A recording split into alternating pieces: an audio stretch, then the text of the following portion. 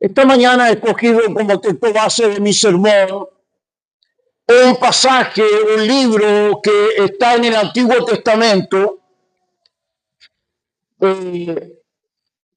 que algunos expertos en literatura lo han calificado como una de las más grandes novelas antiguas. Especialistas en lo que es el trabajo literario han considerado que este libro, a pesar de ser muy corto y de tener lenguaje muy breve, es una obra maestra porque es una novela.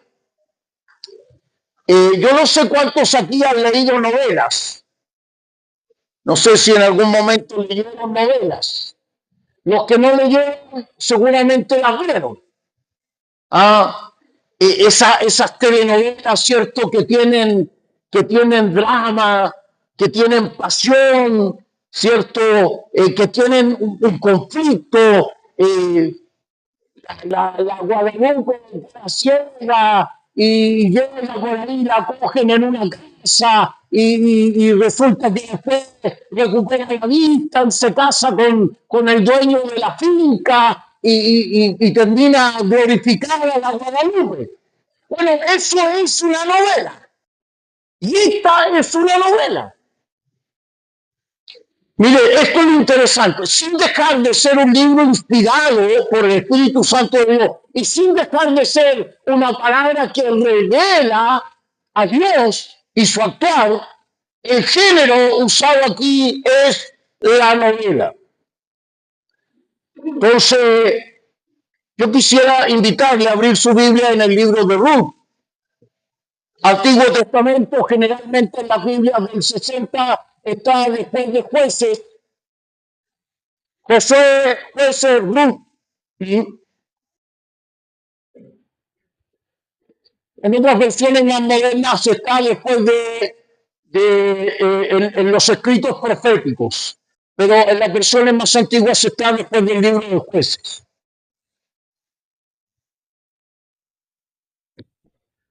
Esta novela lo tiene todo. Me encanta.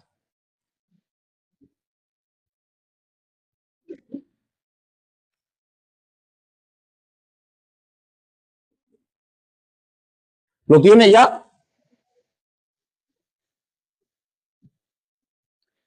Aconteció en los días en los que gobernaban los jueces que hubo hambre en la tierra, y un varón de Belén, de Judea, fue a morar a los campos de Moab, él y su mujer y sus 2 hijos. El nombre de aquel varón era Elimelech, y el de su mujer Noemí, y los nombres de sus hijos eran Maglón y Kelión, efrateos de Belén de Judea. Llegaron pues a los campos de Moab y se quedaron allí. Y murió Elimelech, marido de Noemí, y quedó ella con sus 2 hijos, los cuales tomaron para sí mujeres moabitas. El nombre de una era Orfa y el nombre de la otra Ruth, y habitaron allí unos 10 años. Y murieron también los 2, Malón y Kelión, quedando así la mujer desamparada de sus 2 hijos y de su marido. Entonces se levantó con su nuera, y regresó de los campos de Moab, porque oyó en el campo de Moab que Jehová había visitado a su pueblo para darles paz. Salió pues del lugar donde había estado y con ella sus 2 nueras y comenzaron a caminar para volver a las tierras de Judá. Noemí dijo a sus 2 nueras: andad, volveos cada una a la casa de su madre. Jehová haga con vosotras misericordia, como lo he hecho con los muertos y conmigo. Os conceda Jehová que halléis descanso, cada una en la casa de su marido. Luego las besó y ellas alzaron su voz y lloraron. Y le dijeron: ciertamente nosotras iremos contigo a tu pueblo. Y Noemí respondió: volveos, hijas mías. ¿Para qué habéis de ir conmigo? ¿Pongo yo más hijos en el vientre que puedan ser vuestros maridos? Volveos, hijas mías, e idos, porque yo ya soy vieja para tener marido. Y aunque dijese esperanza tengo, y esta noche estuviese con un marido, aún si diese a luz hijos, ¿habíais vosotras de esperarlos hasta que fueran grandes? ¿Habéis de quedaros sin casa por amor de él? No, hijas mías, qué mayor amargura tengo yo que vosotras, pues la mano de Jehová ha sido contra mí. Y ellas alzaron otra vez su voz y lloraron, y Orfa besó a su suegra, mas Ruth se quedó con ella. Noemí dijo, he aquí tu cuñada se ha vuelto a su pueblo y a sus dioses, vuélvete tú tras ella. Respondió Ruth, no me duele que te deje y que me aparte de ti, porque a donde quiera que tú fueres, yo iré contigo, y donde quiera que vivieres, viviré, y tu pueblo será mi pueblo, y tu Dios será mi Dios. Donde tú murieres, moriré yo, y allí seré sepultada. Así me haga Jehová, y aún me añada que solo la muerte hará separación entre nosotras dos. Y viéndolo de mí que estaba tan resuelta a ir con ella, no dije más.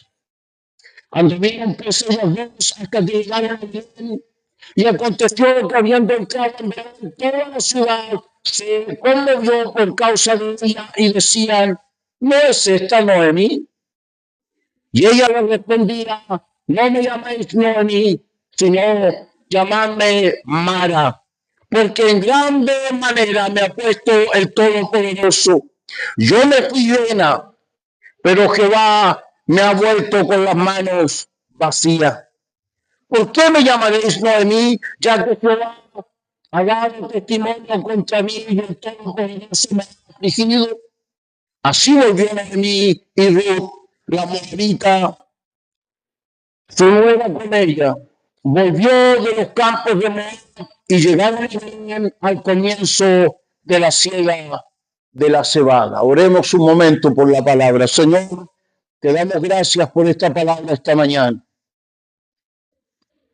Te pido humildemente, Señor, el auxilio de tu Espíritu Santo para compartir con tu iglesia, con tus hijos, con nuestros amigos y hermanas, Señor, tu palabra. Habla por medio de ella, Señor. Resuena a través de mi vida, Señor, hablando a tus hijos. En el nombre de Jesús. Amén. La historia ha quedado prácticamente, aunque el libro tiene 4 capítulos, ha quedado prácticamente ya abierta, relativamente fácil de reconocer.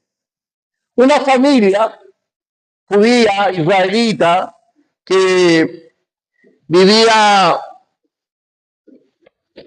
en Belén, de Judea, en Efrata, que es el nombre antiguo de la ciudad, ha comenzado a sufrir hambre. Hay una crisis en la tierra donde ellos viven. Y entonces han decidido migrar, seguramente porque Elimelech, que es el padre de familia, el jefe de la casa, siente la angustia de que su familia esté pasando necesidad y entonces ha decidido migrar. Y creo que hoy más que nunca ese concepto es fácil de comprenderlo. Necesidad, situaciones de crisis, problemas de angustia, problemas de inseguridad, migración. Es algo que a nosotros hoy no nos cuesta tanto comprender. Esta familia migra y decide migrar, ¿cierto? La esposa, Elimelech, el jefe de familia y sus 2 hijos, Malón y Kelión. Deciden irse fuera de Palestina, fuera de su territorio y se van a Moab. Seguramente no había comida, había sustento y ellos decidieron irse allí. La verdad es que cuando uno sigue el lenguaje usado por el escritor, se da cuenta que la migración era una migración momentánea. Elimelech no tenía la intención de quedarse en Moab, solo estar allí hasta que pasara la crisis. Pero dice el relato que estando allí en Moab se muere Elimelech, el jefe de la familia, y Noemí queda solo con sus dos hijos. Sus dos hijos, que ya no tienen esta idea de que esto es una migración momentánea, deciden quedarse en Moab y buscan esposa y se casan, ya para establecerse en Moab. Pero se mueren. Se mueren también los dos hijos de Noemí, y ahora queda Noemí, Orfa y Ruth solas, desamparadas, dice el texto. Entonces, yo esta mañana quisiera compartir con ustedes un poco el mensaje de este libro, porque entiendo que al no tener todos los elementos que constituyen esta novela, es difícil comprenderla a cabalidad. Entonces yo quisiera esta mañana compartir con ustedes el mensaje que tiene Dios aquí en este libro para nuestra vida. Lo primero que quisiera destacar es el gran error de haber tomado una decisión fuera de la voluntad de Dios. Elimelech, jefe de familia, Noemí, su esposa y sus dos hijos, viven en Belén, que pertenece a la tierra de Canaán, tierra que Dios había prometido a Israel, porque sería la tierra donde fluye leche y miel. Es decir, Canaán era la tierra de la abundancia y Dios había hecho migrar a Israel desde Egipto para vivir en Canaán, pero ahora el relato dice que estaban pasando hambre. Entonces, lo primero que encontramos aquí es una situación de crisis.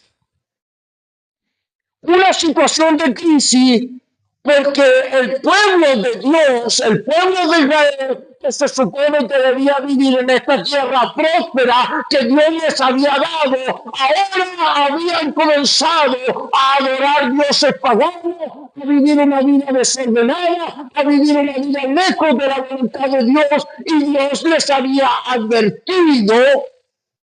Levíticos 26, 14, 19 y 20. Antes de que entraran en la tierra prometida, Dios ya le había dado un mensaje a Israel.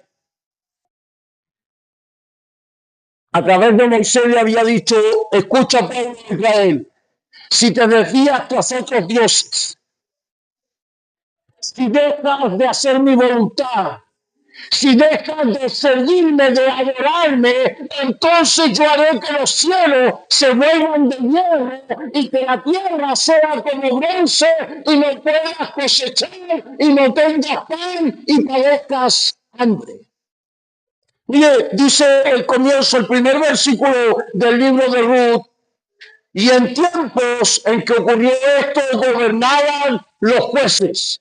Cuando uno se va al libro de Jueces, que está inmediatamente antes, dice, todos los capítulos comienzan con la misma frase: cada uno en Israel hacía lo que bien le parecía. Es decir, a pesar de que esa era una tierra de bendición, a pesar de que ese lugar donde se había instalado Israel iba a ser el lugar de bendición para ellos, la conducta del pueblo hizo que Dios tuviera que traer juicio sobre ellos. Ahora, en situación de crisis, entonces Elimelech decide emigrar. Creo esto es justamente uno de los primeros problemas. Generalmente los seres humanos tendemos siempre a echarle la culpa a otros de lo que nos ocurre. Mire, eso es muy común. Generalmente cuando entramos en crisis, cuando entramos en problemas, cuando entramos en dificultad, siempre otro tiene la culpa.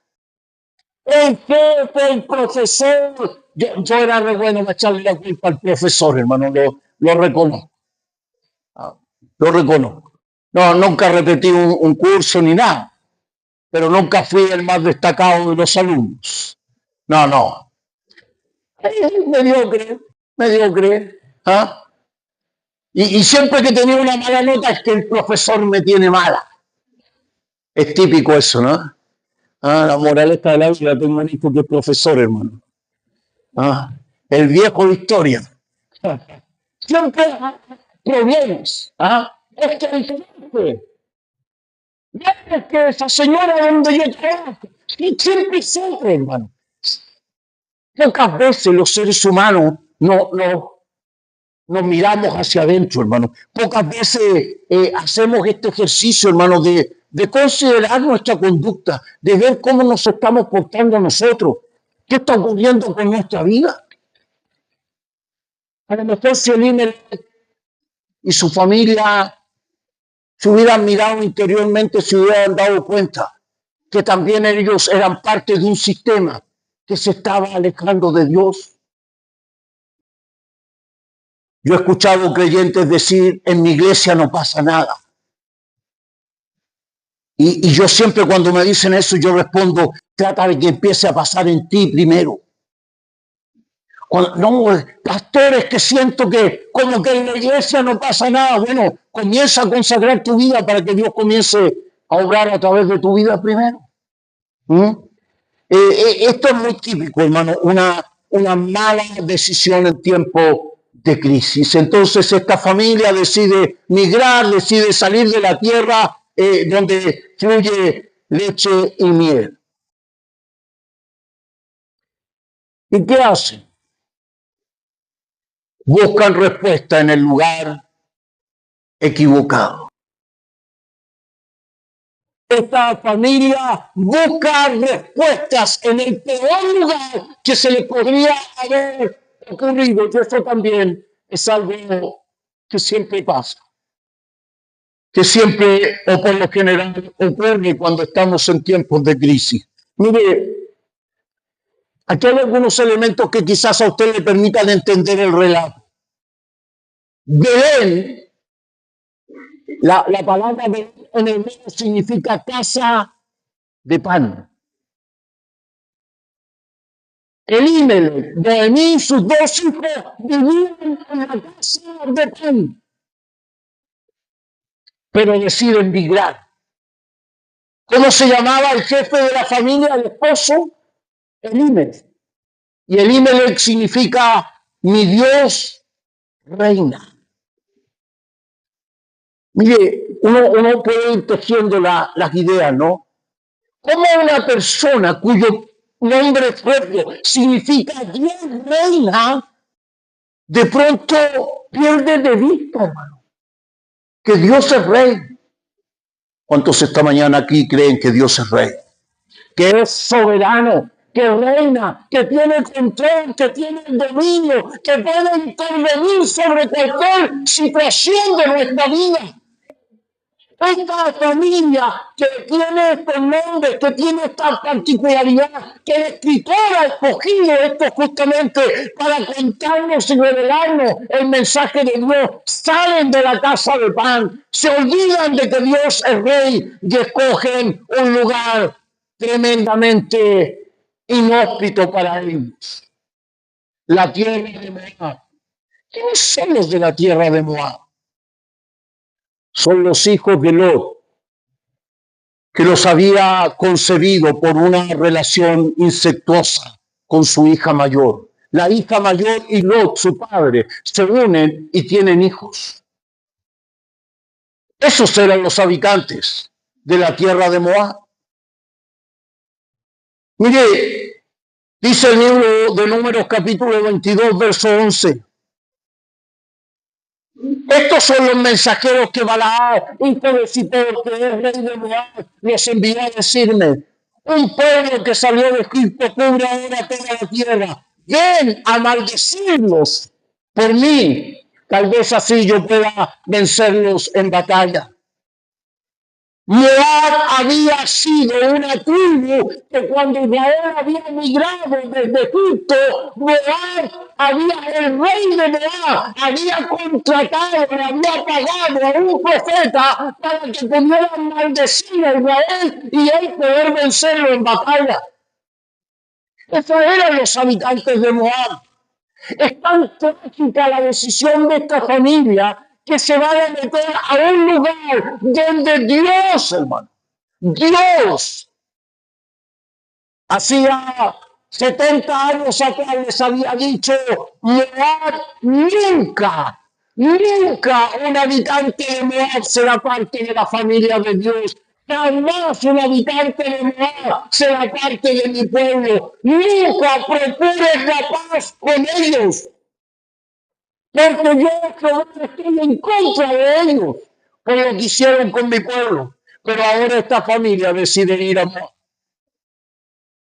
Ha escogido el peor lugar. Déjeme decirle algo esta mañana. No existe ninguna solución allá afuera. No existe ninguna solución para su vida lejos de Dios y de su voluntad. No existe para el ser humano ninguna respuesta. Déjeme decirle algo. Usted puede afanarse toda la vida, puede luchar toda su vida, puede pretender toda su vida tener el control, pero finalmente en algún momento se va a dar cuenta que usted no tiene paz en su corazón, no tiene control de su vida, no tiene control de sus cosas y de pronto va a sentir que todo se está derrumbando. Porque solo en Dios hay paz, porque solo en Dios hay seguridad, porque solo en Dios hay esperanza de vida eterna. Esta familia había decidido ir al peor lugar que podrían haber escogido. Lo tercero que quisiera destacar de esta historia es un regreso lapidario, doloroso, pero necesario.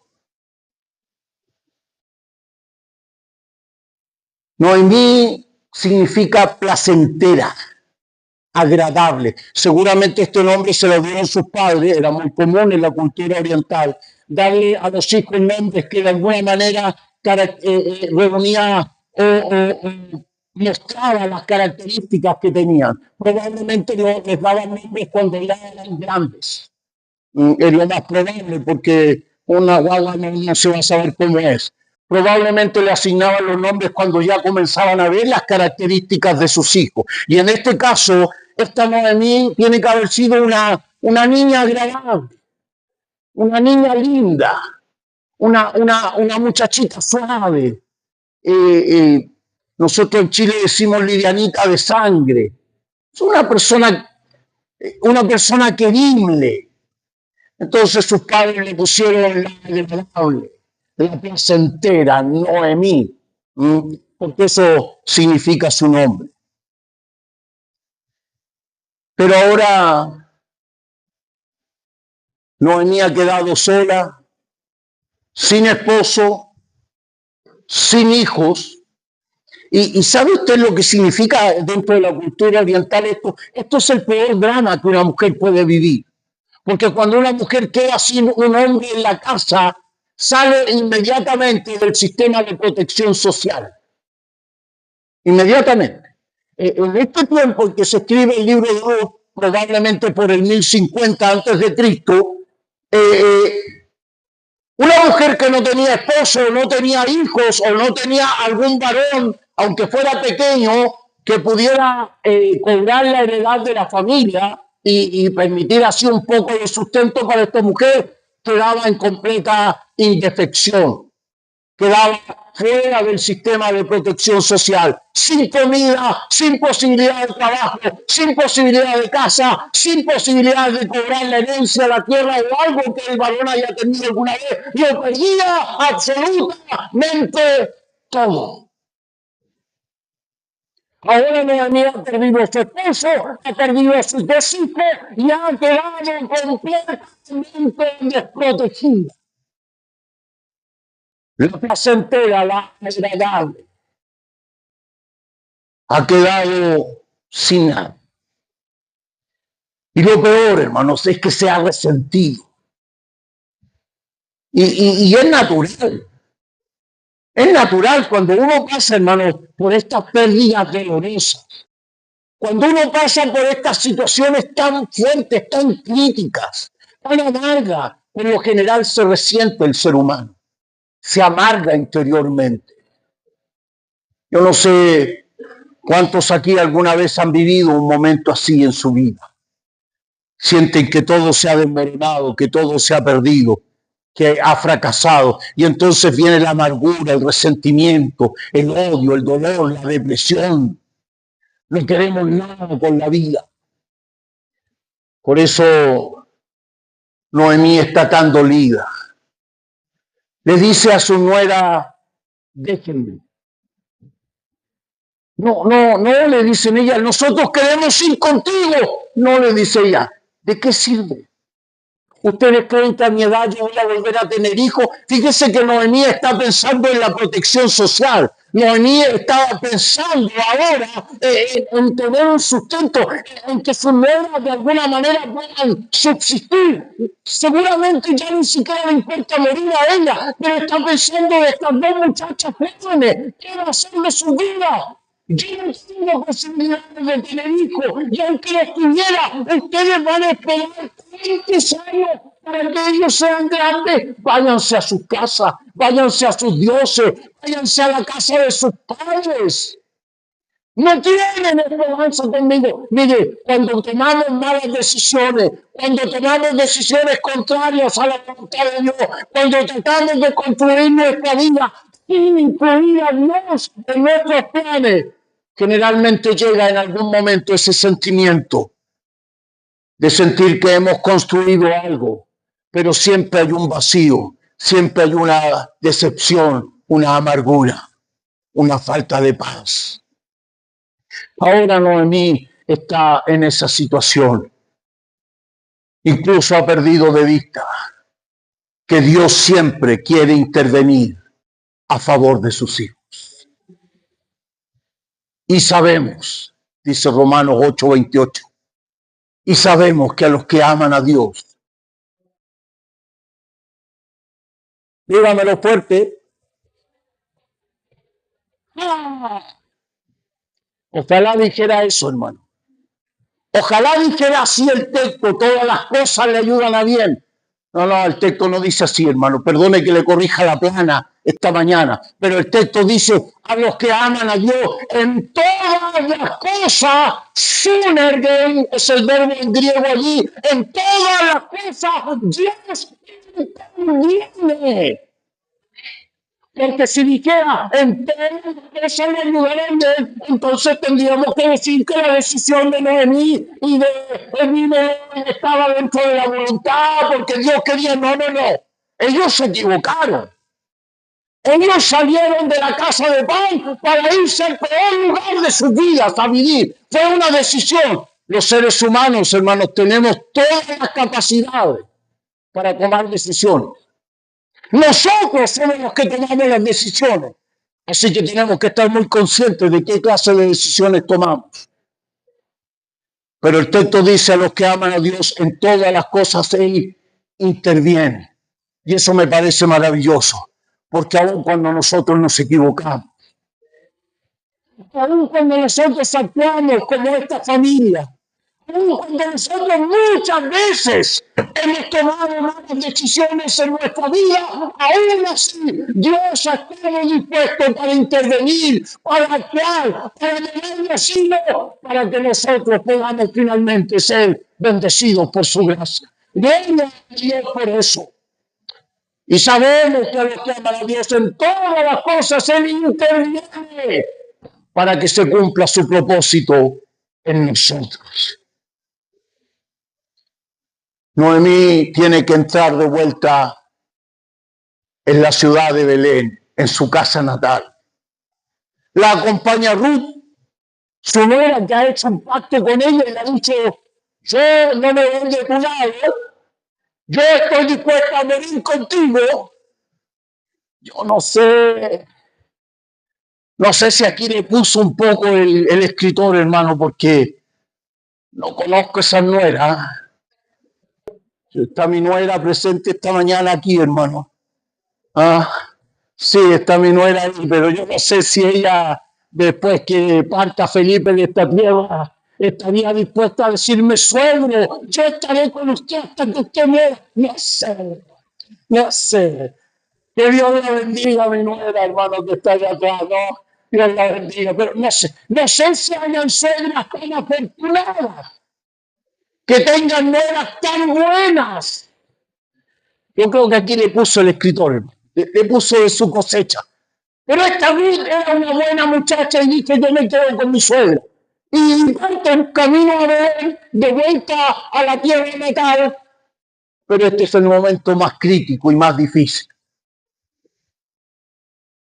Este es el momento más doloroso para Noemí. Dice que cuando entró a Belén, empezó a escuchar cómo las amigas cuchuchaban, murmuraban. No sé cómo le dicen en Venezuela o en Colombia esto, pero nosotros, ¿cómo le dicen? Chismeaban. Sí, hermano, chismeaban las señoras. Mira, ahí viene la plaza entera. Tanto veía la vieja.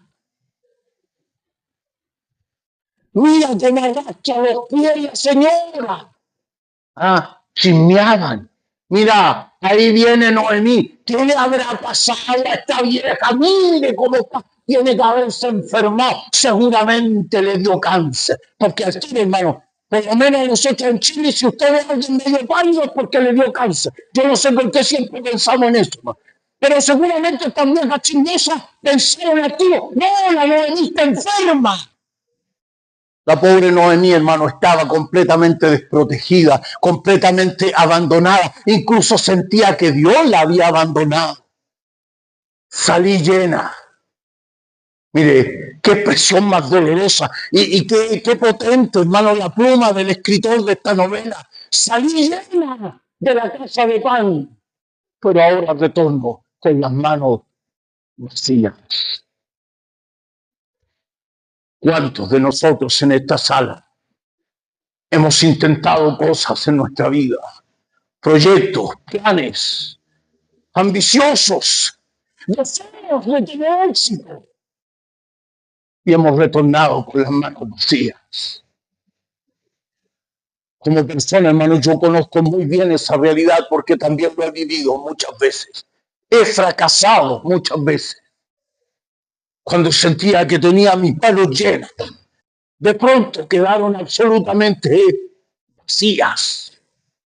¿Cuántos de nosotros emprendiendo una carrera en la universidad, pensando que eso nos iba a dar estabilidad, de pronto estamos sintiendo que no tenemos nada en nuestras manos, que no hay seguridad? ¿Cuántos de nosotros hemos emprendido un negocio, aunque fuera pequeño, y de pronto hemos tenido que cerrar porque ya no funcionó? ¿Cuántos de nosotros nos hemos hecho ilusiones con nuestras propias familias, con nuestros propios hijos? Y de pronto han decidido ya marcharse y hemos quedado solos. Todos de alguna manera hemos experimentado lo que experimentó esta mujer. Salí de aquí con mis manos llenas. Yo tenía esposo, yo tenía familia, no tenía hijos, pero no tengo absolutamente nada. Y la vecina murmurando, mira cómo viene, pobre, vacía, sin nada, amargada. Incluso ella lo dice. Ya no me llamen más Noemí, llámenme Mara, amarga. No me llamen la placentera, no me llamen la feliz, llámenme la amargada. Qué tremendo, hermano, qué doloroso, qué potente. Por lo general, el fracaso, la pérdida dolorosa de familia, la pérdida de cosas que apreciamos, generan en nosotros esta sensación de depresión, de fracaso, de tristeza, de amargura. Pero como buena novela, esta historia también tiene un final feliz. Comieron perdices y vivieron felices. Sí, dice el libro, no hay tiempo para recorrerlo versículo por versículo, pero dice que cuando Noemí volvió a su tierra natal, junto a su nuera Ruth, justo era la época de la cosecha de la cebada y del trigo, ¿cierto? O sea, un momento de mucha prosperidad para esos pueblos orientales, sobre todo en lugares tan desérticos, ¿cierto? Era un momento, incluso hacían fiestas de cosechas, porque era algo muy célebre, muy importante. Y ellas justo llegaron a Belén cuando estaban en la cosecha. Ruth, la joven, la nuera, le dice a su suegra, déjame ir al campo, déjame buscar algún campo para poder recoger espigas. Mire qué interesante, hermano. En la ley de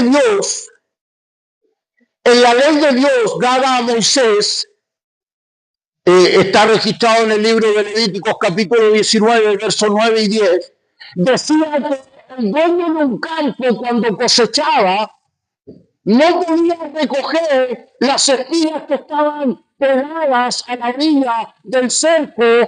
Aquellos lugares más difíciles para cosechar se dejaban ahí, porque todo eso que quedaba era para la viuda, para el huérfano y para el migrante, para el extranjero. Entonces, ahora Noemí tiene la posibilidad de recibir algo de sustento. Y se va al campo para ir detrás de los segadores, recogiendo todo lo que quedaba. En realidad son las sobras, pero las sobras en momentos de crisis son riqueza. Para ella era importante, hermano. Probablemente un litro o 2 litros de cebada, que es la medida cúbica que se debe hacer para el grano, probablemente era el suficiente sustento para una semana de ellas de vida. Hacían pan con eso, tortillas, y de eso se alimentaban. Tortillas mojadas en vinagre era la comida de los pobres. Y dice que esta mujer fue a recoger espigas, pero de pronto allí conoció al dueño del campo, a Booz. Booz era el dueño de este campo. Y Noemí le cayó en gracia a Booz. Noemí no tenía idea que Booz era pariente de Elimelech. Y por lo tanto, la ley de Dios le exigía a Booz tener que redimir a sus parientes. Lo enseñaba la ley de Moisés. Cualquier mujer que quedara, esta es la ley del levirato, cualquier mujer en Israel que se casaba y no tenía hijos, un hermano o un primo o un tío, un pariente, debía redimirla y engendrarle hijos para que la familia no perdiera el apellido y tampoco perdiera su herencia. Ahora aparece Booz. Se enamora de Ruth y la redime. Fíjese que el regalito que le dio nomás para enamorarla fueron 37 litros de cebada. Eso nomás cuando se miraron a los ojos, cuando se conocieron, ¿no? Así nomás 37 litros, lo que significaba por lo menos 6 meses de vida, porque hasta podían vender cebada. 37 litros era harto para una familia pobre. Dios llama a los ancianos de Israel y delante de ellos proclama que está dispuesta a redimirla, que está dispuesta a engendrarle hijos, que está dispuesta a devolverle todo lo que era de su suegro Elimelech. y que está dispuesta a honrarla con todo lo que él tiene como dueño de esa propiedad.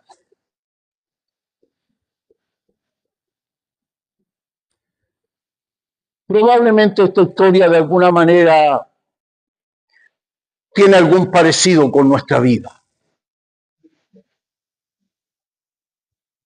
Probablemente ninguno de nosotros se ha encontrado con algún pariente que le dé un par de millones de dólares. No sé si habrán parientes de Farcas acá, pero lo más probable es que ese caballero se haga ileso y no la redima.